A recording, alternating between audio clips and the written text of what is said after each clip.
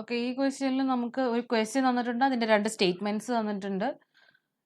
അപ്പോൾ ഈ ക്വസ്റ്റ്യൻസിന് നമുക്ക് ഏത് സ്റ്റേറ്റ്മെൻറ്റ് യൂസ് ചെയ്തിട്ട് ആൻസർ ചെയ്യുക, അല്ലെങ്കിൽ ഏതെങ്കിലും ഒരു സ്റ്റേറ്റ്മെൻറ്റ് മതിയോ അതോ 2 സ്റ്റേറ്റ്മെൻറ്റ് വേണോ എന്നുള്ളതാണ് നമ്മൾ ചെക്ക് ചെയ്യേണ്ടത്.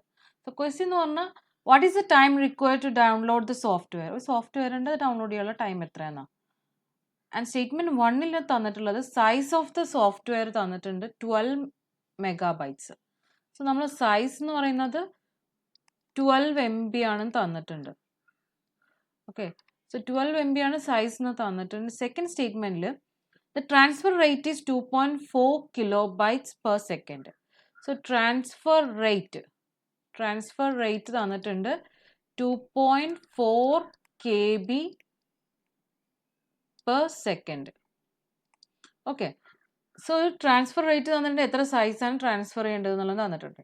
സോ ഇത് വെച്ചിട്ട് നമുക്ക് ടൈമാണ് എത്ര ടൈം എടുക്കും എന്നുള്ളതാണ് കണ്ടുപിടിക്കേണ്ടത്. സോ ഈ 2 സ്റ്റേറ്റ്മെൻറ്റ് യൂസ് ചെയ്ത് നമുക്ക് കണ്ടുപിടിക്കാൻ പറ്റുമോ?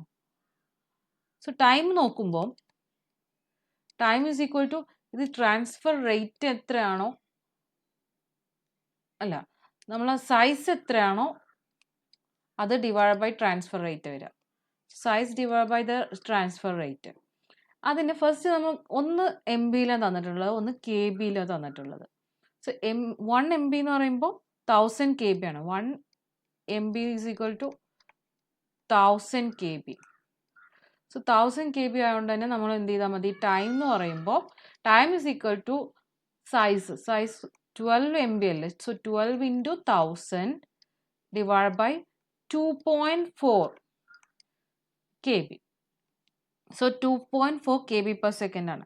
ഓക്കെ, ഇതിൽ നമുക്ക് ഒന്നില്ലെങ്കിൽ 2.4നെ 10 കൊണ്ട് മൾട്ടിപ്ലൈ ചെയ്യാം. ഓക്കെ, മൾട്ടിപ്ലൈ ചെയ്യുമ്പോൾ നമ്മൾ ഈ പോയിന്റ് പോവും.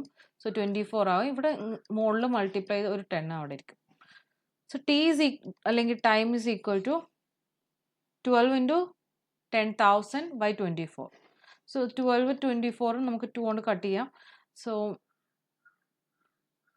10,000 ഡിവൈഡ് ബൈ 2 വരും. നമ്മുടെ ആൻസർ വരുന്നത് 5000 സെക്കൻഡ്സ് ആണ് ടൈം വരുന്നത്. സോ നമുക്ക് ഒരു ടൈം കിട്ടുന്നുണ്ട്, പക്ഷേ ഇത് ഒരു സ്റ്റേറ്റ്മെൻറ്റ് യൂസ് ചെയ്തിട്ടാണോ? അല്ല, 2 സ്റ്റേറ്റ്മെൻറ്റ് യൂസ് ചെയ്തിട്ടാണ് നമുക്ക് ഈ ടൈം ആൻസർ കിട്ടുന്നത്. സോ നമുക്ക് എന്ത് ചെയ്യാം, ഓപ്ഷൻസ് നോക്കാം. By using 1 statement alone but cannot be answered using the other statement alone. ഇതല്ല, എ അല്ല. Question can be answered by using either statement alone അല്ല. The question can be answered by using both the statement. Okay, ഇതിന് ബാക്കിയുണ്ട് both statement. So C ആണ് നമ്മൾ answer വരുന്നത്. So the question can be answered by using both the statements together but cannot be answered using either statement alone. C is our correct answer.